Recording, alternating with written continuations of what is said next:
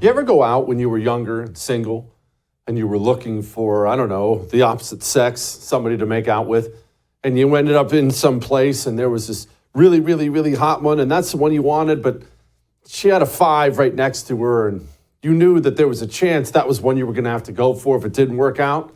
Well, that's what Michigan is in this election cycle. That's what Michigan always is, that filthy place, because I grew up an Ohio State fan. But as it pertains to the election, Pennsylvania, it's all we can talk about on the Republican ticket. Where are we in Pennsylvania? Let's win Pennsylvania. But Trump did win the 5 last time, well, in 2016. He did win Michigan. Joining me now, representing that 5, Tudor Dixon, host of the Tudor Dixon podcast. Tudor, no one talks about Michigan. I don't know, maybe we've written it off as a commie hellhole, but can we win there anymore? We can. Yeah, absolutely. Michigan is definitely still winnable. It's always very close. It's going to be very close this time. This time is a little bit different because there are different issues plaguing Democrats in Michigan. So I think you'll see that there's a bit of an argument over where the Arab American community will fall in Michigan because they're actually fairly conservative. But obviously there are issues over with what's going on in the Middle East, and that is really dragging them back and forth between both candidates. Yeah, they hate Jews. How big of a voting population is that in Michigan? It obviously, when you watch Democrats and how they try to walk that October 7th tightrope, it's obvious they think the Arab American, Muslim American population is a significant voting bloc. Yeah, absolutely it is. And I think that they also know that they made decisions in the administration that ultimately led to people in both sides of this crisis losing their lives. I mean, the fact of the matter is, if we're being very honest right now, the Biden-Harris administration, had they not given this money, had they not lifted these sanctions, had they not allowed Iran to have the money that they had, that then funded this terror operation, that there wouldn't be the casualties we've seen on both sides of this war. And so if we're being honest in Michigan, I mean, these people have to understand that this death and destruction, it directly came from the White House. Okay, well, setting aside the holy war going on in that state, what about the rest of it? I look at the election results of your election. Sorry not to tear at an old wound, but I look at that and I was mortified. I was mortified that night. I just couldn't believe my eyes. How could this happen? But I just wrote Michigan off after that. You're telling me not to. Why? No, because I believe that, I mean, Michigan is one of those states that has gone Republican, Democrat, Republican, Democrat. We had the lost years of our previous governor, who is now the energy secretary, Jennifer Granholm. Then we went to a Republican and Rick Snyder, ended up bouncing back to Gretchen Whitmer. And now we will have another lost decade under Gretchen Whitmer. I mean, this is actually significantly worse than what we saw during the Granholm years. We're at a point now where we've lost so many jobs. We have so few businesses left in the state of Michigan. The energy grid is a disaster. The lights continuously go out in people's homes. I mean, it really is a total mess. And the education system has fallen to the bottom 5, I think, in the nation right now. And I believe they just passed something saying that parents can't FOIA to find out what the curriculum is in schools. So while we have failing schools, parents aren't allowed to ask, what is going on? Why aren't our kids learning? That's the state of Michigan right now. And ultimately, I think people will say, okay, we've had enough. We want someone who's going to be actually really leading the state.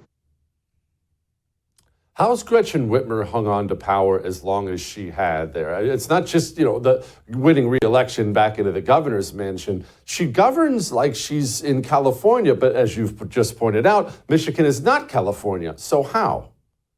Most of the time she is in California these days. I mean, I don't think she's been in the state for very long since she wrote her book that's about 3 pages long. So I think that's probably why she's governing that way. But honestly, she's not governing at all at the moment. And I think that's what the people of Michigan are starting to realize. I don't know if you've seen this, Jesse, but she's doing these bizarre videos every day. Just over the weekend, she did one with Governor Pritzker, and they were doing this back and forth where they're dressing up in their different team uniforms, and she throws a ball at him, and they think this is very playful, and she thinks she's being adorable. Like, what is going on. So for a long time, I think people said she wants to be president. And I think there was a hot moment where she was like, okay, after Joe Biden gets kicked out of the race, I'll be the candidate. And then I don't know if she went a little crazy after that, like, oh, they didn't choose me. So she decided that she was going to go for that like Ricky Lake talk show host. I don't know. That's the only thing I can think of is she wants to go back to the days of Jerry Springer or something.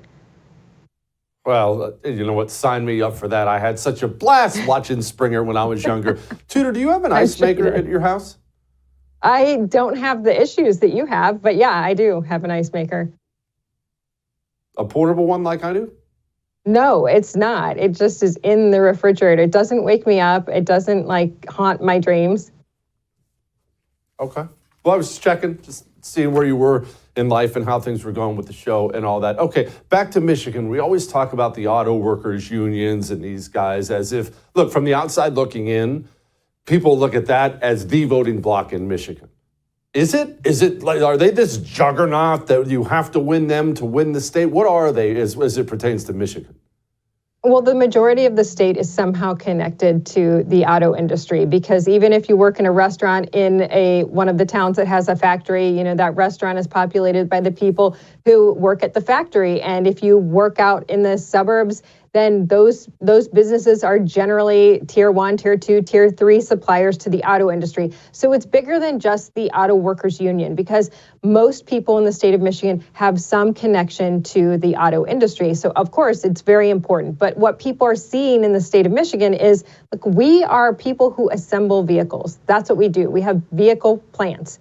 Our vehicle assembly plants are leaving. They're going to Tennessee, they're going to Kentucky, and we're not getting new ones. As these manufacturers are building new plants to manufacture vehicles, we're getting plants to manufacture batteries, and they're coming from China.